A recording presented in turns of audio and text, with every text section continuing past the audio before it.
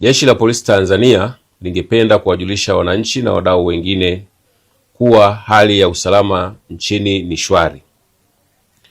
Mtakumbuka kwa nyakati tofauti Jeshi la Polisi limekuwa likitoa taarifa za kiusalama, ikiwepo za baadhi ya watu kupanga na kuhamasisha kufanya vitendo vya kihalifu kwa kutumia maandamano yasiyofuata sheria, kanuni na taratibu za nchi.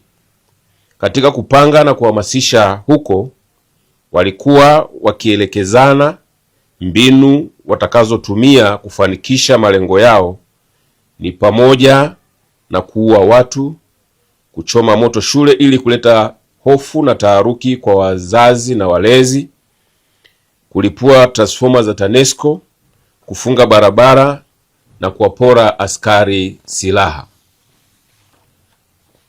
Hayo walikuwa wakiyapanga kupitia vikao vya ana kwa ana na kurubuni baadhi ya vijana.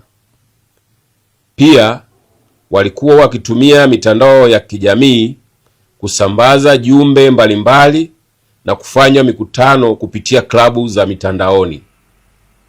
Kutokana na hali hiyo, Jeshi la Polisi kwa kushirikiana na vyombo vingine vya ulinzi na usalama walifanikiwa kuwafuatilia kwa karibu sana na kufanikiwa kukamata baadhi yao, na idadi yao tuliitangaza Julai 9, 2026, na kati yao wameshafikishwa mahakamani kama tulivyotoa taarifa tarehe 26 mwezi wa 7, 2026, na wengine bado wanaendelea kutafutwa. Tunawashukuru sana wananchi kwa ushirikiano waliouonyesha kwa namna walivyozingatia maelekezo na kutokufuata au kushiriki katika vitendo vya kihalifu vilivyokuwa vinapangwa na kuhamasishwa. Kitendo cha wananchi kuvikataa vitendo hivyo, ndiyo maana tunaweza kusema leo nchi yetu ipo shwari.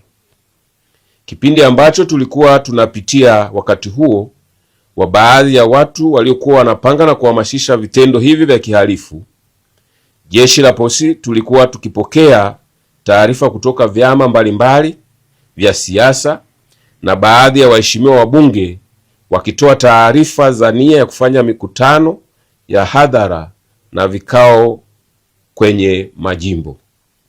Jeshi la Polisi ambalo ndilo lenye mamlaka ya kusimamia usalama katika mikutano ya aina waliokuwa wakitoa taarifa, tulikuwa tukiwaita na kufanya nao vikao na kuwashauri kuahirisha kutokana na hali iliyokuwepo. Kutokana na hali ya nchi kuendelea kuwa shwari, Jeshi la Polisi litaendelea kupokea taarifa za nia ya kufanya mikutano.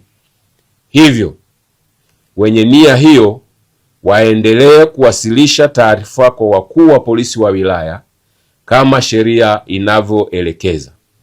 Aidha, Jeshi la Polisi linaendelea kutoa wito kwa kila mmoja wetu kuendelea kuvikataa na kutoa taarifa za viashiria vyovyote vile vya kupanga kutenda uhalifu au kuhamasisha vitendo vya kihalifu, ili hatua za haraka zichukuliwe kuvidhibiti kabla ya kukua na kuwa uhalifu, kwani amani na usalama ndio mtaji wetu wa kwanza katika shughuli zetu zote za kiuchumi na kijamii.